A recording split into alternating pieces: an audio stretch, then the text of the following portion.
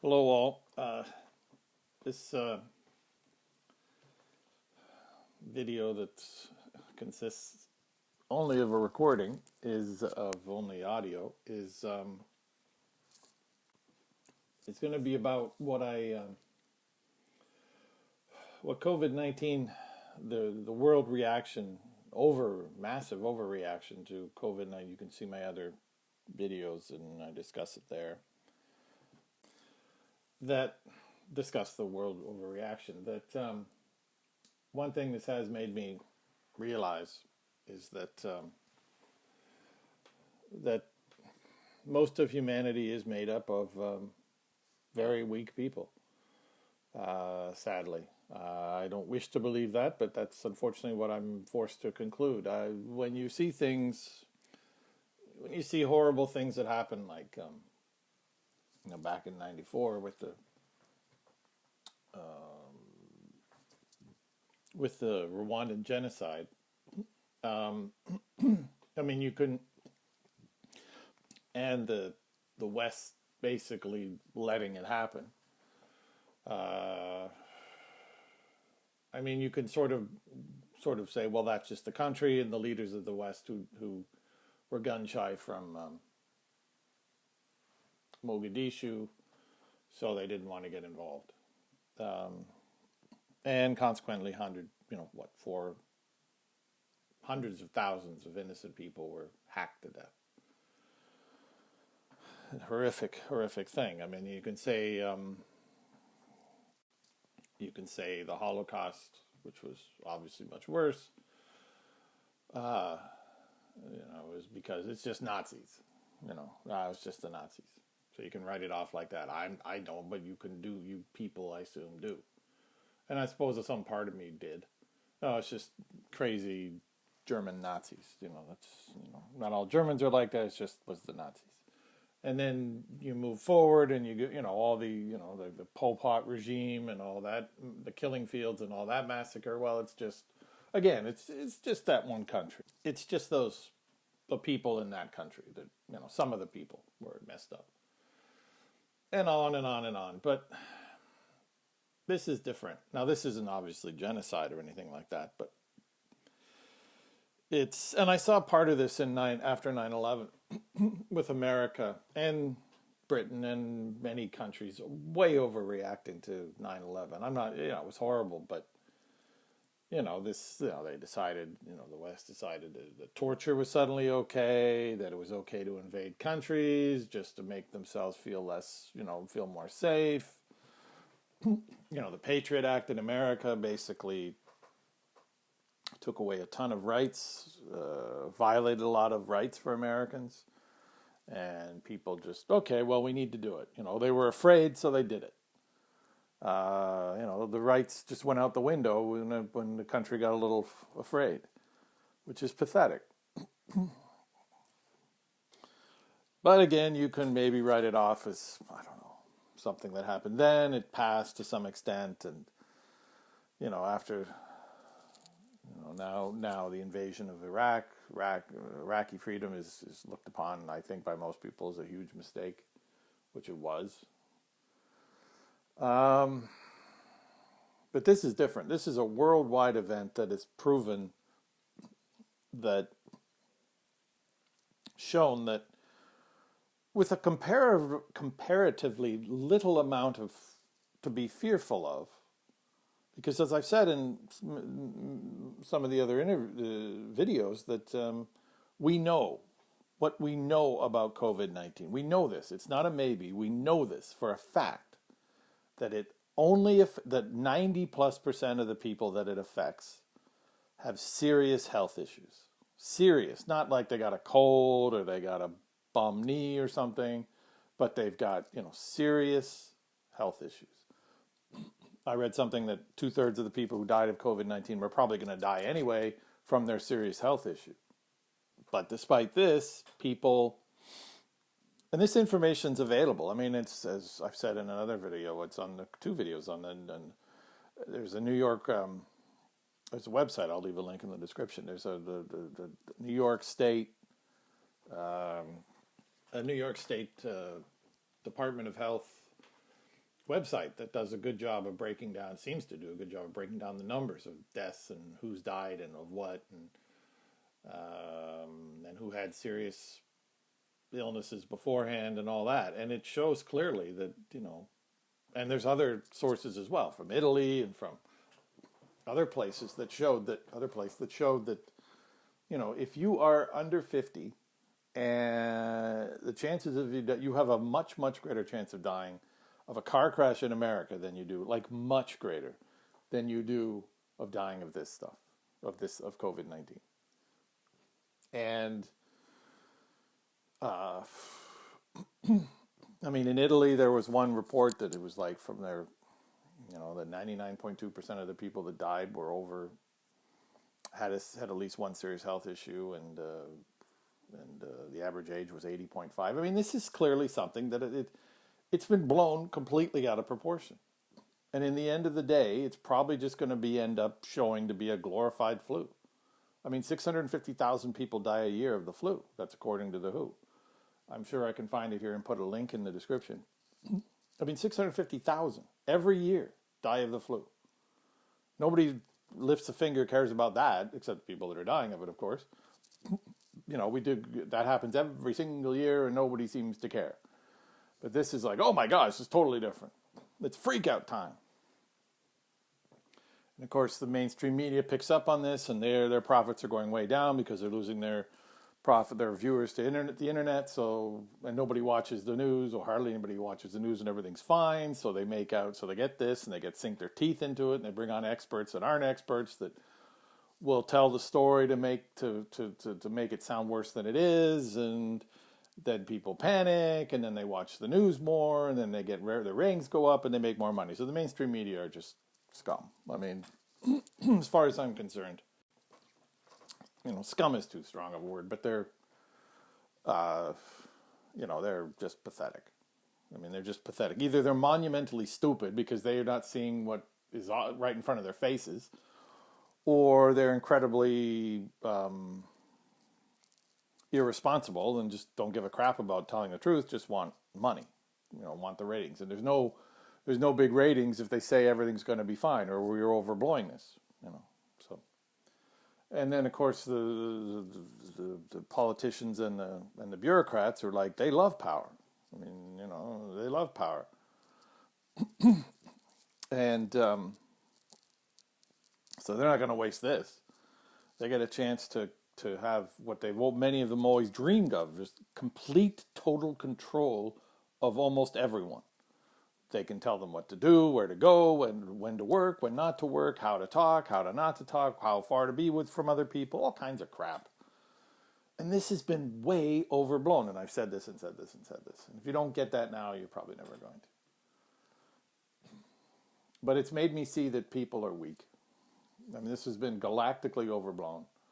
I'm looking at the website, that site I said, that fatality section of the New York State Department of Health, and it's like, 5.8% of all the fatalities are over 50. And yet the governments are forcing people under 50 to shut up in the rooms and in their apartments and their homes. And everybody's going, oh, that's fine. Yes, please do this. These are stats that are available to everybody. 7 people and all, 14,828 people have died in New York so far. This is April 20th, by the way, April 21st when I'm typing this, when I'm dictating this, but this stat is from April 20th. 7 people under 19 have died. Out of the 14,828 that have died in New York, 7 were 19 and under. 64 were 29 and under. 295 were under 30. These are tiny numbers in comparison to the other one, to the 14,000 number. And yet nobody cares. It's like, oh, that's okay. Anyway, the bottom line is people are sheep. This is proven. All around the world, people are sheep. They are easily scared. They're easily conned. They have no backbone. They'll throw everything out the window. They'll throw honor and decency and common sense right out the window as soon as they get a little scared. I mean, this isn't, I mean, if this was something that had like a 40 or 50% death rate, I could see it, you know, but this isn't even that. And in the end of the day, these I mean, even the flu kills the very young. That's the one good thing about this thing. It doesn't kill the very young. One death in New York State out of 14,828 under 9 years of age. I mean, you know, if a doctor came and told you, well, ma'am, your daughter has your 2-year-old daughter has a 1 in 14,828 chance of dying, I think you'd be pretty happy because you'd think, well, those odds are incredibly good. She's not going to die. I mean, there's an incredibly long chance she's going to die. So people are weak. They're just weak. Some of it's stupidity, but we're seeing intelligent people overreact as well. So unfortunately, it's just been proven 100% for sure. This has proven it beyond a doubt. You could blame Germany, Nazi Germany, which was long ago. You could blame Israel, the terrible way the right-wingers are treating the Palestinians.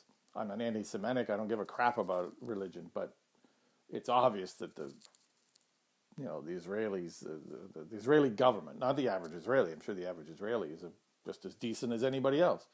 But the right-wing extremist Israelis who hate the Palestinians are obviously allowing Netanyahu to treat the Palestinians like absolute garbage. But again, you can just sort of say, well, that's just right-wing Israelis. Because absolutely most Israelis are decent as anybody else. Just as nice, just as whatever. I mean, so again, you just blame Netanyahu and his cronies and don't condemn the whole country, which you shouldn't, you know, because I bet you, I don't know, but I bet most Israelis don't like how they're treating the Palestinians, because I'm sure most Israelis are absolutely decent people. Well, that got off topic, but the point is that that's just a one-off. You know, that's just bad people treating largely innocent people hideously. Okay. And, you know, like Nazis and, you know, and Pol Pot's regime, the Khmer Rouge, and blah, blah, blah, blah, blah, you know, all these things. And, of course, the Rwandan horrificness in 94. And, but this is the whole world. This is the entire world is showing. One event is proving how cowardly they are, how spineless, how easily panicked, how easily they'll just give themselves up to the government. They'll not just give themselves up, they're begging the government to take over. I mean, they want the government to get stronger, to come down harder on people that violate this. They want force us to stay inside, force us to not go to work, force us to tell us what to do, control us, you know, take control of our lives. I mean, how freaking stupid can you be? I realize, you know, and it's not just progressives which tend to like big government. This is everyone. I mean, this is everyone who's saying, I mean, not everyone. I would say it seems to be about 70 to 75% of the world, maybe 80% are for this, and the rest are like, no, this isn't, either they don't like it or they hate it. I'm in that. I hate it. I think it's ridiculous. By the way, I work from my home, so I'm not losing any money from this lockdown. So it's not like I have a personal vendetta against it, or it's costing me money. It's not costing me a dime. So it doesn't hurt me financially, but just the same, I'm 100% against it. And it's forced me to realize once and for all, you know, what I'd hoped wasn't the case, which is most people are weak. They're too weak to be counted on to do the right thing when they get a little scared. I mean, just a little. This isn't the bubonic plague. This isn't SARS. This isn't that other one. I forget what it's called. You know, that had much higher death rates. KERS. No, KERS? Is that a Formula One thing? I just looked it up. Yeah, it is a Formula One thing. Excuse me, I'm a fan of Formula One. KERS is kinetic energy recovery system. No, it's no. I meant MERS, Middle East Respiratory Syndrome. And these SARS and MERS both had far higher death rates than COVID-19 has in in almost anybody's book, even someone who's panicking about it. Um, so so unfortunately, I now realize that, like I've said, that people just, you can't count on them to do the right thing. About 20%, maybe 25% will do the right thing and stay calm and, and rational and, and think things through. But most people, like two-thirds, three-quarters, I would guess, well, not just guess, you can tell. I mean, about three-quarters are like, please, they'll throw away their rights, they'll throw away their freedoms, and they'll throw away other people's too. They're not just saying, oh, please force me to stay home. They're saying, force everyone to stay home, ruin everybody's life. You've got to ruin everyone's life. You've got to destroy the economy. They're not saying it that way, but they must know that's what's going to happen. And this is just going to get worse because now the government's had a taste of this. The evil government, the people in government that are truly evil, or even just, power hungry, just addicted to power. They're just drug addicts for power. And now they've got a taste of this. And I guarantee you they loved it. Loved it. They love it. It's still going on. We had total, complete power. So if this turns out to be what it looks like, which is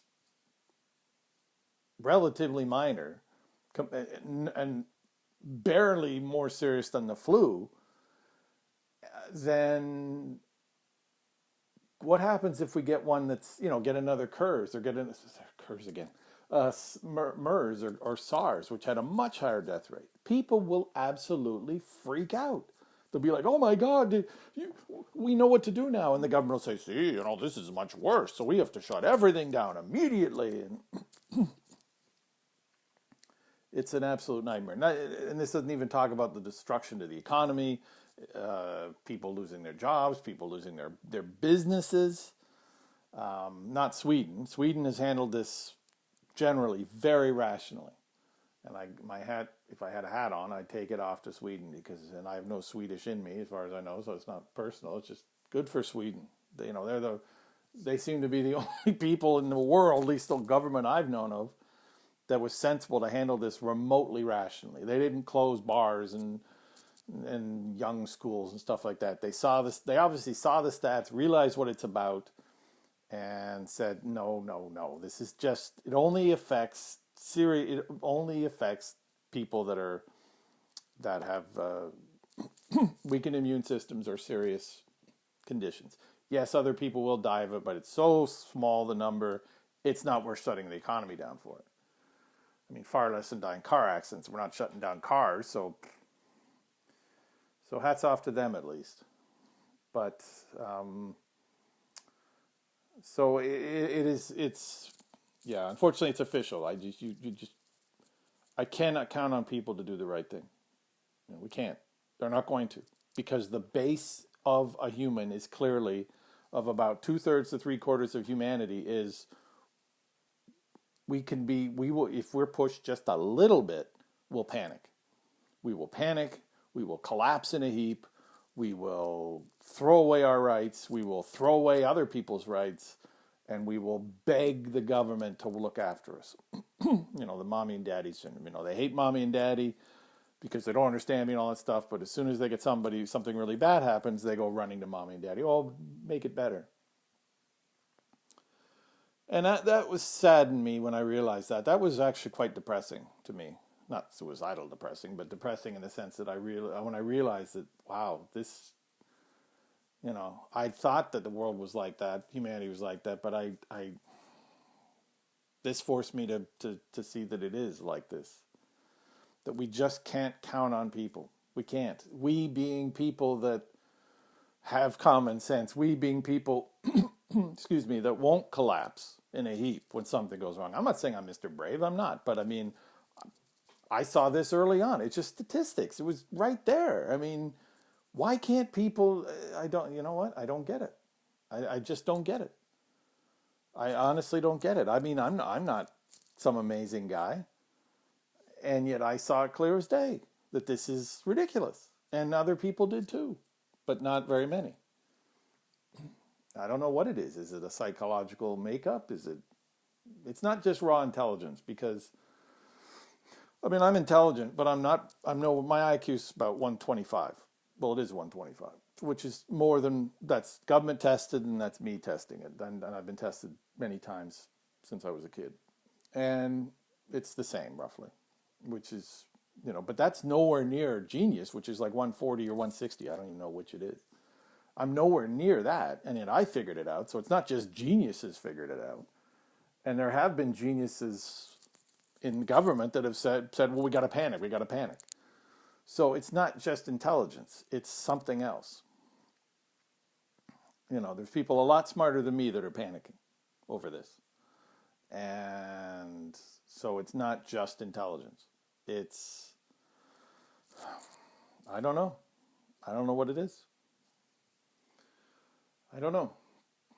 But anyway, I've said this a bunch of times, but it's unfortunately it's we can't count on, I cannot count on people, and we people that want to have that have common sense, that don't freak out at the first sign of panic or the first sign of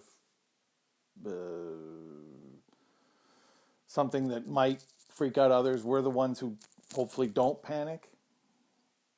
We can't count on government. We never could count on government, but we can't count on. We now know we cannot count on the media. They are completely corrupted. They proved it with this one. They didn't even bother to look at the other side of it. They're just panicking along with everybody else because they have a financial vested interest in it. The government, I mean, we already knew we couldn't trust them. And we can't count on most people to do the right thing either. So we're going to have to do it ourselves. And I'm not talking about anarchy or anything like that. I'm just talking about there has to be some kind of we have to make laws that are stronger. We have to make laws that don't let government take away our freedoms as easily. Whatever the laws are now, they're too weak. We have to put in our constitutions, whatever constitution you live in, no matter where you live, you have to put it in there, get them to put it in there, that you can't tell us where to, we're under house arrest virtually now. Depending on where you live, you could be under virtual house arrest. You're not allowed to leave. And for doing nothing wrong. Your freedom of movement, your right to freedom of movement has been taken from you for doing nothing wrong. So we have to take back our rights. And I'm not talking about violence, and I'm not talking about anything like that. I'm just saying we've got to make fundamental changes to the world, to politics, to that forces human rights to be much more strongly engrossed. That's not the right word. Much more strongly written into our constitutions, so that the government cannot take them away. That they must be absolutes. Freedom, unless except maybe for something like, I don't know, martial law or something. And even that has to be for a specific number of things. It can't have anything to do with pandemics or any of that crap. We can't ever have this again. We can't have our freedom of movement taken away and have our lives destroyed. Mine wasn't, but others, many are, just because of some virus that's no matter how powerful or how weak it is. We can't have that. It's our lives. If I want to leave the house and risk, let's say it was a virus that is deadly to everyone, like a 40% death rate to everyone, it's still my life. If I want to walk outside knowing that it could kill me, that's my business. We have to get the right to kill ourselves, which is holding us back, because without the right to kill ourselves, then they could say, well, we can't let you injure yourself either, so we have to look out for you. We have to be able to do what we want. We have to have control of our own bodies. We have to take that right from the government. We've given it to the government. Now we have to take it back. It has to be ingrained in the Constitution that the government, under no circumstance, can take that from us. But that's going to take a lot of changes. We have to have it. Because if we don't, this nonsense is just going to keep going.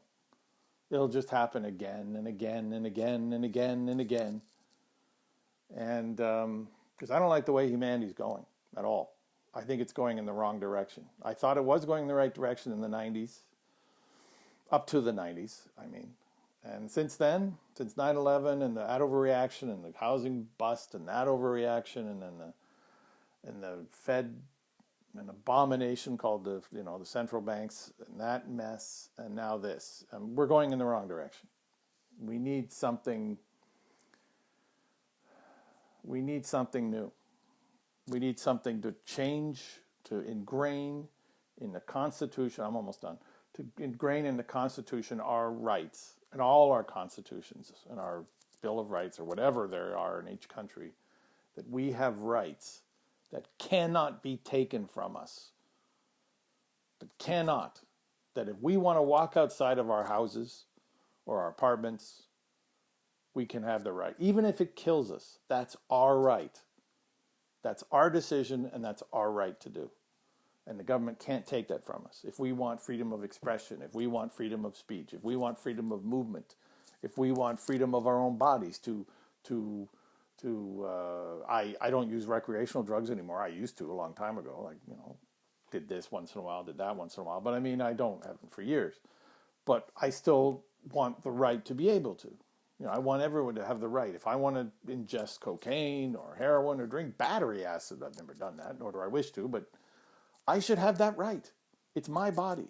Now, I can't force someone else to drink battery acid. That's obviously attempted murder, but I should be able to do it to myself anytime I wish. I should be able to walk where I want, go where I want, do what I want, as long as it's public property, or it's private property that I own, or somebody else's that let me do it. And this can never happen again. It will if we don't do something about it. And we've got to start.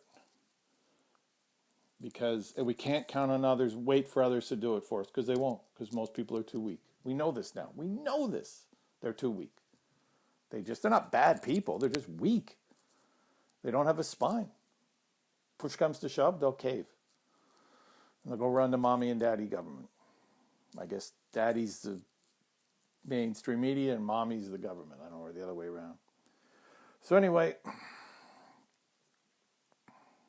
we have to start doing something about this. We have to force governments to put rights in that they cannot take away from us. Thank you for your time if you heard this whole thing. And take care.